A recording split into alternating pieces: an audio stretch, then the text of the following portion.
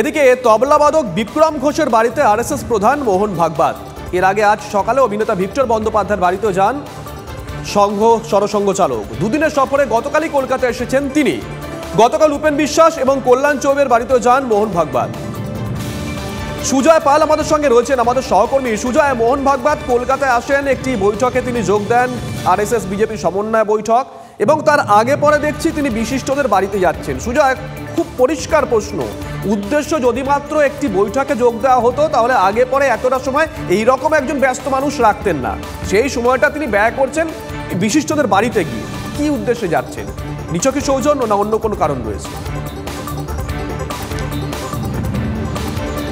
দেখো শুভজিৎ, এটাকে বলা হচ্ছে সৌজন্য সাক্ষাৎ, কিন্তু মোহন ভাগবত সংঘ প্রধান তিনি যাদের সঙ্গে দেখা করছেন তারা কিন্তু বিভিন্ন ক্ষেত্রে তারা উজ্জ্বল তারকা।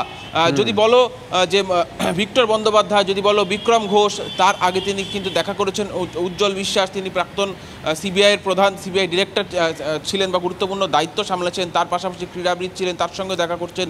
ফলে বিভিন্ন জগতের উজ্জ্বল নক্ষত্রদের সঙ্গে দেখা করা এটা সৌজন্য হলেও রাজনীতির কারবারিরা বা রাজনীতিভাবে সচেতন বাংলার মানুষ তারা কিন্তু এর সঙ্গে অন্য গন্ধ, রাজনীতির গন্ধটাও পেতে শুরু করেছেন। তার কারণ তারা বলছেন যে এর আগে মোহন ভাগবত এসছেন, কিন্তু তার এই ধরনের সৌজন্য সাক্ষাৎ বিশিষ্ট মানুষদের সঙ্গে দেখা যায়নি। কিন্তু এইবারের ক্ষেত্রে কিন্তু দেখা যাচ্ছে ঠিক যখন লোকসভা নির্বাচন একেবারে দরজায় কড়া নাড়ছে তার আগেই মোহন ভাগবতের এই সৌজন্য সাক্ষাৎকারের সঙ্গেই, অর্থাৎ দলীয় বৈঠকের সঙ্গেই তার যে বিজেপি এবং আরএসএসের যে বৈঠক, সমন্বয় সাধনের বৈঠক, সেই বৈঠকের সঙ্গে এই যে সৌজন্য সাক্ষাৎ, এই জায়গায় কিন্তু তারা মনে করছেন যে চায়ের টেবিলে সৌজন্যের পাশাপাশি কিন্তু অন্য কিছুর আলোচনাও হয়ে থাকতে পারে বা হয়েছে বলে তারা অনেকে মনে করছেন। নির্দিষ্ট করে কি হয়েছেন তারা সেটা কিন্তু যারা এই বৈঠকে ছিলেন বা যারা সৌজন্য সাক্ষাতের চায়ের টেবিলের দুপাশে থাকছেন তারাই বলতে পারবেন, কিন্তু বাংলার মানুষ কিন্তু এর সঙ্গে একটা অন্য গন্ধ পাচ্ছেন। এবং সেই গন্ধ যেটা তারা মনে করছেন, বাংলার মানুষ, রাজনীতিকভাবে সচেতন মানুষরা যেটা মনে করছেন সেটা আদৌ সত্যি কিনা সেটা কিন্তু আর খুব অল্প সময়ের মধ্যে বা অল্প কয়েকদিনের মধ্যেই বা নতুন বছর শুরু নজর থাকবে। সঙ্গে থাকো। দিলীপ ঘোষ তিনি এই বৈঠকগুলো প্রসঙ্গে ঠিক কি বলছেন শোনাই একবার।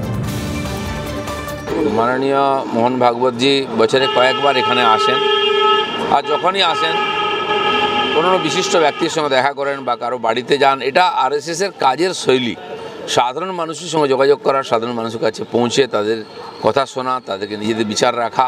সরসংঘ চালক থেকে সাধারণ স্বয়ংসেবক এই কাজ করতে থাকে সারা বছর। কখনো কখনো খবর হয় তাই আপনারা জানতে পারেন, কিন্তু সারা বছর চলতে থাকে। ভিন্ন লোক দেখা করেন, আমরাও দেখা করি। কিছু কিছু কথা আছে যা আমরা বলতে বাধ্য।